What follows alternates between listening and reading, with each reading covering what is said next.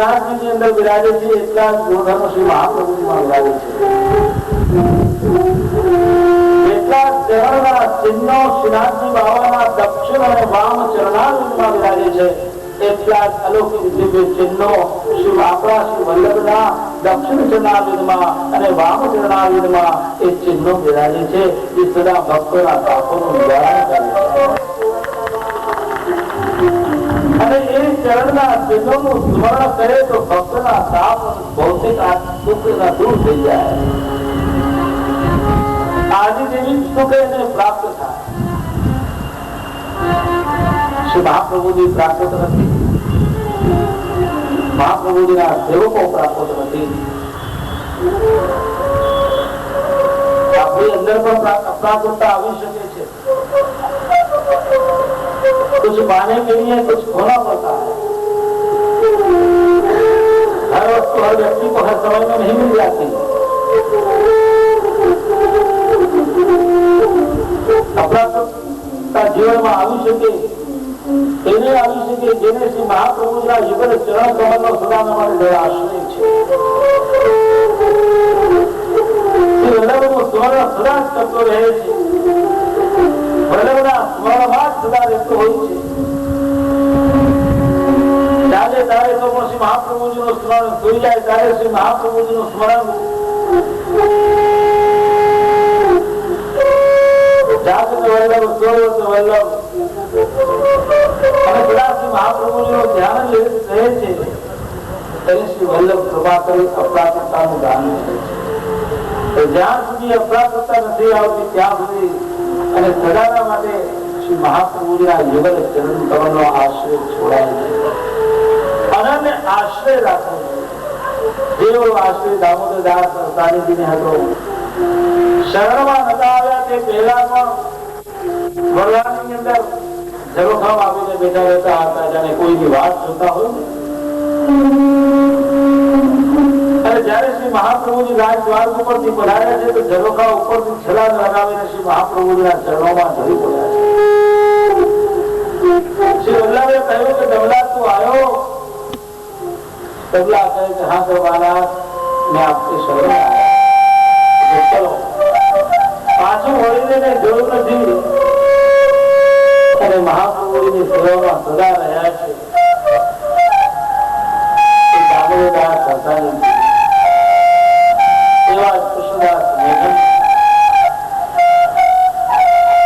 સેવામાં તત્પર એવા વાસુદેવદાસ છકડા લેખન કાર્યમાં સેવા કરનાર કૃષ્ણદાસ માધવ કાશ્મીરી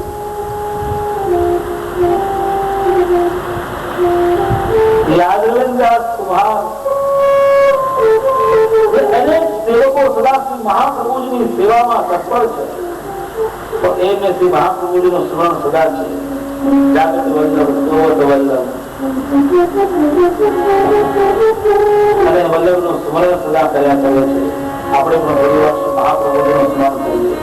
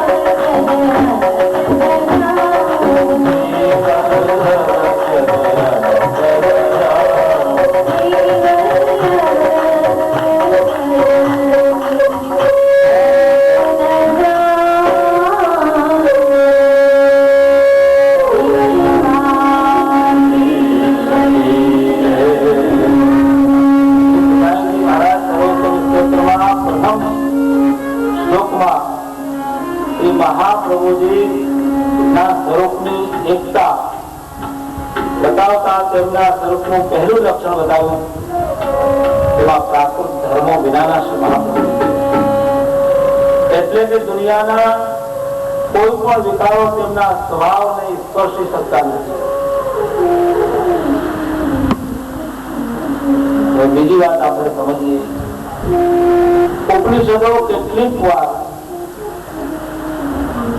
ભગવાનને નિર્ગુણ અને નિર્ધર્મક કહે છે.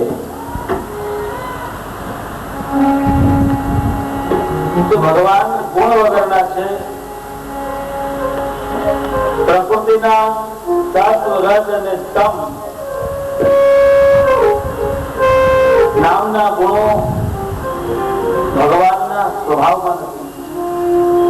તેથી ભગવાન ગુણ વગરના છે. ઉપનિષદોએ એમ પણ કહ્યું, હે વિભુ, આપ ધર્મ વગરના છો. અહીં ધર્મ શબ્દ પણ ગુણના અર્થમાં લીધેલો છે. ઉપનિષદોની વાત ગુસાઈજી મહારાજે આ શ્લોકમાં કરી છે. પ્રાકૃત ધર્માર્થ આશ્રય. પ્રભુની આ નિર્ગુણતા અને નિર્ધર્મકતા સાપેક્ષ છે.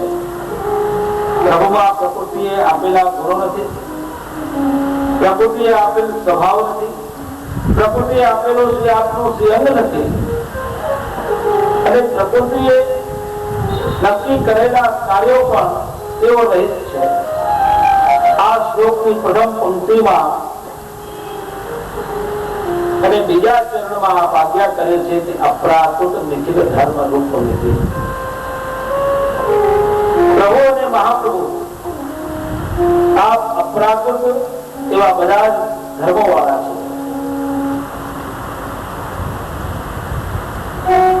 એ અપ્રાકૃત ધર્મો વાળા હોવાથી પ્રભુ સગુણ અને સધર્મક છે.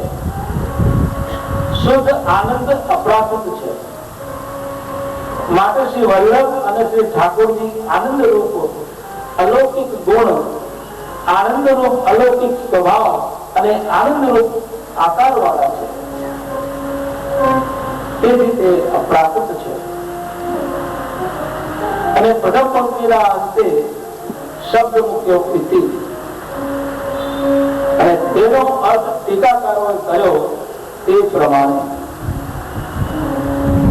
બીજી પંક્તિમાં આપણે આજ્ઞા કરી કે નિગમ પ્રતિપાદ્યમ, અર્થાત પ્રભુનું પ્રાકૃત ધર્મોથી રહિત પડવું અને અપ્રાકૃત ધર્મોથી યુક્ત પડવું વેદોમાં કહેવામાં આવ્યું છે. આમ શ્રી ગુસાઈજી મહારાજ કહે છે કે પ્રભુનું અને મહાપ્રભુજીનું જે સ્વરૂપ મેં આ શ્લોકની પ્રથમ પંક્તિમાં કહ્યું છે તે વેદ શાસ્ત્રોએ કહેલું છે, પોતાના વેદાંતમાં સમાવી દીધા છે. વેદમાં બે પ્રકારની શ્રુતિઓ જોવા મળે છે. એક શ્રુતિ કહે છે કે બ્રહ્મ રૂપ વગરનો છે, તો બીજી શ્રુતિ કહે છે કે તે તો રૂપ વાળો છે. એક શ્રુતિ કહે છે કે બ્રહ્મ વ્યાપક છે, તો બીજી શ્રુતિ કહે છે કે અવ્યાપ્ત છે. એક શ્રુતિ કહે છે કે બ્રહ્મ સાકાર છે, તેને 1000 આંખ છે, 1000 ચરણ છે, 1000 બાહુ છે, તો બીજી શ્રુતિ કહે છે કે નિરાકાર છે, તેને આંખ નથી, તેને હાથ નથી, તેને પગ નથી. શ્રુતિઓનું આવું બોલવું બોલતા તો બોલી ગયું, પણ જયારે તે ગોપી બનીને ગોકુળમાં પ્રગટ થઈ ત્યારે શ્રી કૃષ્ણને બ્રહ્મને ગાયોની પાછળ દોડતા જોયા અને માખણ મિશ્રીને માંગતા જોયા ત્યારે તેને કહેવું પડ્યું કે તમે તો ખૂબ દોડો છો. શ્રુતિઓએ શબ્દ મૂક્યો અપાનિપાદ જવનઃ, ચરણ નથી છતાં તમે દોડો છો. આનું નામ પ્રભુનું વિરુદ્ધ ધર્માશ્રય, વિરુદ્ધ ધર્માશ્રયત્વ. આવા વિરોધાભાસી શ્રુતિના વચનોને લઈને વેદાંતના વિચારકોના પણ બે ભાગ પડી ગયા. એક વિભાગે કહ્યું કે પરમાત્મા નિરાકાર, નિર્ગુણ, નિર્ધર્મક છે, તો બીજો વિભાગ કહે છે કે નાના એ સાકાર, સગુણ અને સધર્મક છે. અને એકે કહ્યું કે પગ હાથ નથી, બીજાએ કહ્યું કે તેઓ ચાલે છે, ગ્રહણ કરે છે. એકે કહ્યું કે તેને આંખ જ નથી, તો બીજાએ કહ્યું કે તે બધું જોઈ શકે છે. આમ બંને પ્રકારના વિચારકો અંદરો અંદર પરસ્પર ઝઘડવા લાગ્યા. ત્યારે શ્રી મહાપ્રભુજી બંને વચ્ચે મધ્યસ્થી કરી બંનેને ઝઘડતા રોક્યા. શ્રી મહાપ્રભુજી કહ્યું કે તમે બ્રહ્મના સ્વરૂપનો અડધો ભાગ જ તમે જોયો છે, માટે તમે ઝઘડો છો. જેમ પેલા 6 આંધળા માણસો હાથીના સ્પર્શથી હાથીને અંગને જે સ્પર્શ કરે તેવો હાથી બતાવતા હતા. એ અંધ માણસોનું દર્શન ખંડ દર્શન હતું, તેથી તેમની વચ્ચે વિવાદ થયો હતો. શ્રી મહાપ્રભુજી સમજાવે છે કે આ બધા વિચારકોનું દર્શન પણ ખંડ દર્શન છે, તેથી બ્રહ્મની બાબતમાં તેઓ વિવાદ કરે છે. શ્રી વલ્લભ કહે છે કે હે વૈષ્ણવો, હું તમને બ્રહ્મનું અખંડ દર્શન કરાવું છું, જેથી આવો કોઈ વિવાદ રહેશે નહીં. શ્રી મહાપ્રભુજી સમજાવે છે કે બ્રહ્મમાં બંને વિરોધાભાસી લાગતી બાબતો એક સાથે અને એક જ તેની વિશેષતા છે. એટલે કે બ્રહ્મ જેમ પ્રાકૃત સ્વભાવથી રહિત હોવાથી નિરાકાર છે, તે આનંદ સ્વરૂપ હોવાથી એ સાકાર છે. બ્રહ્મમાં પ્રાકૃત ગુણો ન હોવાથી સગુણ પણ છે અને સગુણમાં સર્વ કઈ સંભવિત છે. અહીં ઘણા સુદાજનો વસ્તુઓ બેઠા હોય છતાં પણ સૌ પોતાના શરીરથી સાકાર છે અને બીજાના શરીરથી નિરાકાર છે.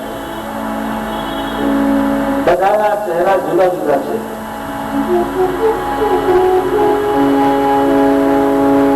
આ જ તર્કના આધારે શ્રી ઉપનિષદોએ એમ સમજાવ્યું કે પરબ્રહ્મ પરમાત્મા પ્રાકૃત આકારથી રહિત છે, માટે તે નિરાકાર છે. અને એનો અર્થ એવો નથી કે આકાર જ નથી. તે મને આકાર લેવાની ઈચ્છા થાય તો આકાર પણ લઈ શકે છે. સર્વ સામર્થ્યવાન છે. એક કાલા વચ્ચે અનેક લીલા કરવામાં સામર્થ છે. કર્તુમ અકર્તુમ મનસા કર્તુમ સર્વ સામર્થ્યવાન પ્રભુ છે.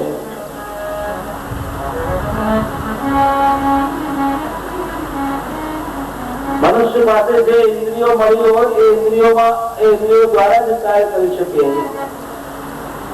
જે રીતે ભગવાને નેત્ર આપ્યા, આ નેત્ર નું કાર્ય જોવાનું, ઊંઘવાનું, ખાવાનું, પીવાનું નેત્ર કાર્ય ન કરે.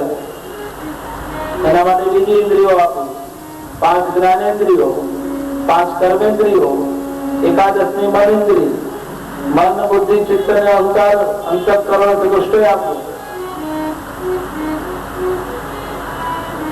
પરંતુ પરમાત્મા કોઈ પણ ઇન્દ્રિય દ્વારા કોઈ પણ કાર્ય કરવામાં સક્ષમ છે, સાકાર છે, ધર્મક છે, સગુણ છે.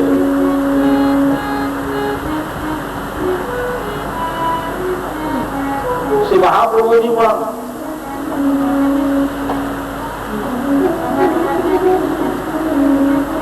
આજ વેદાંતની વાતને આપણને સમજાવી રહ્યા છે.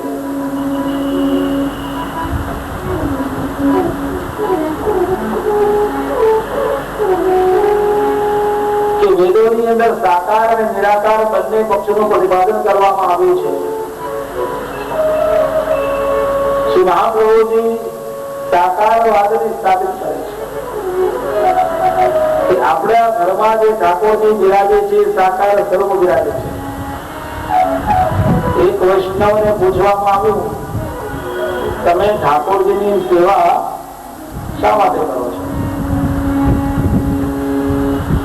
ત્યારે વૈષ્ણવ કહે છે કે ભગવાન મળે ને એટલા માટે સેવા કરીએ. આ તો નેગેટિવ અને પોઝિટિવ બીજું આવશે. यही हमारे श्रीनाथजी भवतारणहार, જે આજે આપણા ઘરની અંદર બિરાજે છે, સ્વરૂપમાં બિરાજતું હોય, ચિત્તરૂપમાં બિરાજતું હોય, વસ્તુરૂપમાં બિરાજતું હોય, કોઈ પણ રૂપમાં સેવી કરેલું સ્વરૂપ હોય, પૂર્ણ પુરુષોત્તમનું છે. એટલું જ સામર્થ્ય છે. જેટલું સામર્થ્ય નાથદ્વારામાં બિરાજતા શ્રીનાથજીમાં છે, એટલું જ સામર્થ્ય તમારા ઘરમાં બિરાજતા શ્રીનાથજીમાં પણ છે. એટલા જ ગુણધર્મો એની અંદર છે. વૈભવ જોઈને લોભાવું નહીં. આપણે પણ આપણા ઘરના ઠાકોરજીને વૈભવની સેવા કરવાનો ભાવ મંત્ર જાગે તો કરી શકીએ. વ્યવસ્થા જોઈએ, સ્થળ જોઈએ તો વૈભવથી પણ સેવા થઈ શકે. પણ એમ ના થઈ શકે, કોઈ પૂછે આપણને કે તમારા ઘરમાં કયું સ્વરૂપ બિરાજે છે, તરત જ આપણે કહી દેતા હોય કે અમારે ત્યાં શ્રીનાથજીના ચિત્રજી બિરાજે છે.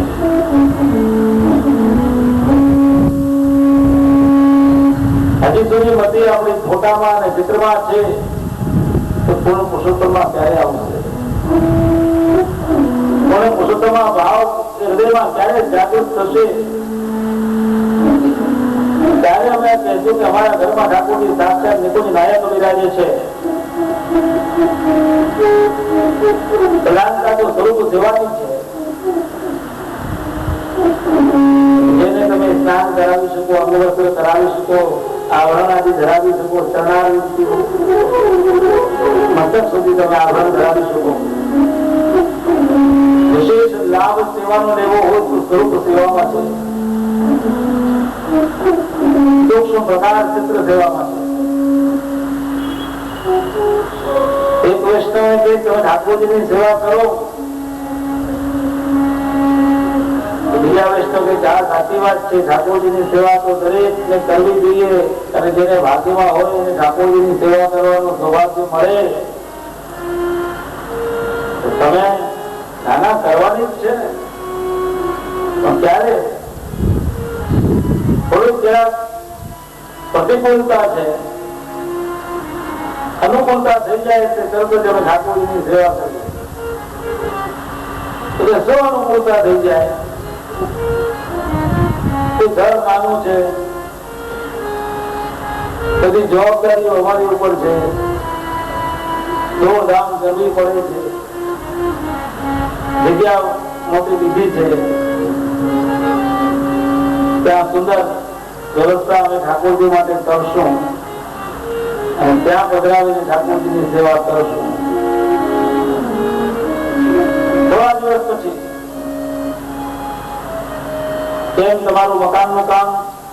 હવે પૂરું થઈ ગયું,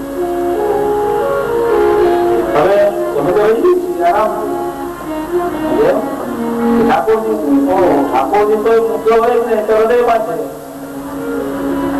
ભગવાન વગર તો રહી ના શકાય ને, ભગવાન તો હૃદયમાં છે. બધાના, તમારા મારા બધાના હૃદયમાં ભગવાન તો છે ને. એ તમને દેખાય છે તો કે નિરાકાર રૂપમાં સાકાર રૂપની સેવા કરો ને. હા, સેવા તો કરવાની છે. નવું નવું મકાન લીધું છે, બધી વ્યવસ્થા ગોઠવણી થઈ રહી છે, કામકાજ બધું ચાલી રહ્યું છે. હવે એમાં આ પ્લોટ લઈને જયારે મેં બનાવ્યું ને મકાન, પ્લાનિંગ ને એનો નકશો ને ડિઝાઇન ને કેવી રીતે બનાવવા આપણને ખબર ના હોય, આર્કિટેક્ટ ને રાખવો પડે. એને અમે સમજાવ્યું હતું અમારે આપણા બે દીકરા છે, આ પ્રમાણે વ્યવસ્થા અમારી જોઈએ, મહેમાન આવે એના માટે એક રૂમ જોઈએ, ઠાકોરજી માટે પણ સગવડ સુંદર જોઈએ, તો તમે એ પ્રમાણેનો નકશો તમે તૈયાર કરો તો એ પ્રમાણે બાંધકામ કરીને મકાન શરૂ કરી દઈએ. બધું ચણવાનું. હવે થયું શું, એ લોકો આર્કિટેક્ટ કઈ પરમ ભગવતી હતો ને, એ તો સાધારણ માણસ હોય, જે રીતે પ્લાન પાસ કરે, ડિઝાઇન પાસ કરે, ડેકોરેશન જે વધારે સારું લાગે જોવામાં ભક્કો, એ પ્રમાણે આખું મકાનનો નકશો બનાવીને બધું કરી દીધું. બધાના 2 bedroom 3 bedroom, hall, kitchen, store room, guest room, children room બધા બનાવી દીધા. પછી પેલા ભાઈ મને આજે મકાન તમારું હવે તો થઈ ગયું, બધા રહેવા આવી ગયા, તો ઠાકોરજી નું શું થયું? ઠાકોરજી તો હોય જ ને, ઠાકોરજી વગર તો આપણે જીવી ના શકીએ. આ શ્વાસ ચાલે છે ને પ્રભુ કૃપાથી ચાલે છે. પ્રભુ વગર, કૃપા વગર એક ક્ષણ બેસાય નહીં, પાણી ન પીવાય, ભોજન ન કરાય. પ્રભુ તો સાથે ને સાથે આ રોવાણે રોવાણે છે ઘરમાં. હવે ભૂલ થઈ ગઈ. શું ભૂલ થઈ? મકાનનો નકશો બનાવ્યો, બધું થઈ ગયું તૈયાર, બધાના રૂમ થઈ ગયા, પણ ઠાકોરજીનો રૂમ બનાવવાનો રહી ગયો. સમજવાની વાત છે, તાળી પાડવાની વાત નથી. આમાં ઘણી તાળીઓ પાડી દીધી આપણે. ખબર જ નથી હોતી ક્યારે તાળી વગાડવી ક્યારે ન વગાડવી. આમાં વિચારવાનું છે. બહુ મોટું કાર્ય કર્યું હોય તો હા વાહ વાહ કરી, બરાબર છે. આખો બંગલો તૈયાર થયો પણ ઠાકોરજી માટે જગ્યા ઘરમાં નથી. પછી વિચાર છે કે હવે શું કરવું, ગામમાં રહેવો, સત્સંગ કરવા જવો, બીજા મળે કરે, બધાને બંગલો તો બતાવવો પડે ને. બધાને કઈ આવજો આવજો ઘેરે આવજો, પછી ઠાકોરજી કઈ બહુ થોડું સારું લાગે ને. શું કહે, આવડો મોટો બંગલો બનાવ્યો, ઠાકોરજી માટે તો કઈ કર્યું નહીં, શું કરું તમારા બંગલામાં સિમેન્ટમાં ઠાકોરના મકાનમાં જઈને શું જોવો? અમારે ઘરની શોભા પ્રભુની છે. ઘર નંદાલય, મકાન નંદાલય ક્યારે બને કે જયારે ઘરમાં ઠાકોરજી બિરાજતા હોય તો એ ઘર નંદાલય બની જાય. પ્રભુ વગર ઘર શું છે? પ્રભુને હૃદયમાં પધરાવો, પ્રભુને ઘરમાં પધરાવો. દરેક જગ્યાએ હું તો કહેતો જ ખરું છું, દરેક વૈષ્ણવને 2 મંદિર સિદ્ધ કરાવવાના છે.